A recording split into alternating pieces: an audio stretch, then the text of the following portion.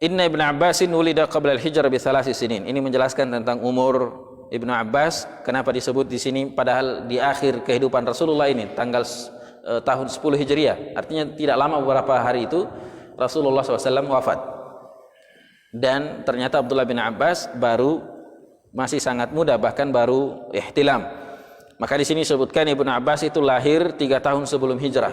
Berarti umur Ibnu Abbas saat ini 13 tahun. Karena 3 tahun sebelum hijrah, kemudian haji ini adalah tahun 10 Hijriah, tahun ke-10 Hijriah, berarti baru 13 tahun. Dan ini merupakan dalil bahwasanya seseorang itu balik bisa saja di umur 13 tahun. Bisa di umur 13 tahun. Maka sebagaimana yang pernah kita jelaskan, balik itu bagi seorang laki-laki bukan terbatas pada umur, tapi tergantung mana yang lebih dahulu. Yang pertama adalah mimpi basah. Ya, kalau seorang sudah mimpi basah, walaupun umurnya baru 11 tahun, dia sudah balik. Yang kedua adalah baru umur, ya, 15 tahun. Kalau tidak pernah mimpi basah tapi sudah mencapai 15 tahun, maka dia wajib sudah dianggap ihtilam, sudah dianggap dewasa. Atau yang ketiga, ya, yaitu tumbuh rambut di sekitar kemaluannya. Ya, tumbuh rambut di sekitar kemaluannya walaupun umurnya baru belasan tahun, baru 12 tahun, tapi sudah ada rambut yang tumbuh di sekitar kemaluannya, berarti dia sudah masuk dewasa. Dari mana kita ambil dalilnya ini?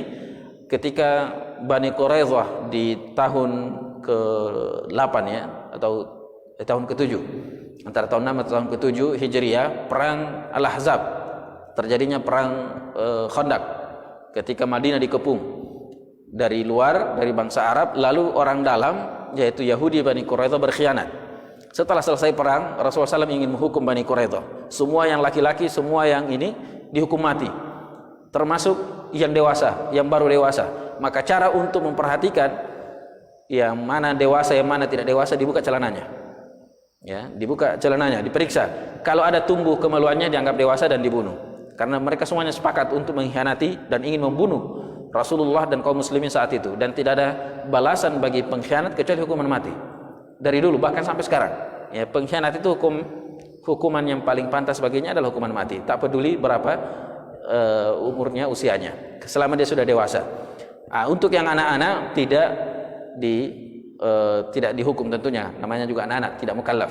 Tapi yang sudah dewasa dan dilihat dari mana? Kata sahabat yang memeriksa, yang diperiksa ini salah satu sahabat yang masuk Islam dari Yahudi Bani Quraidah.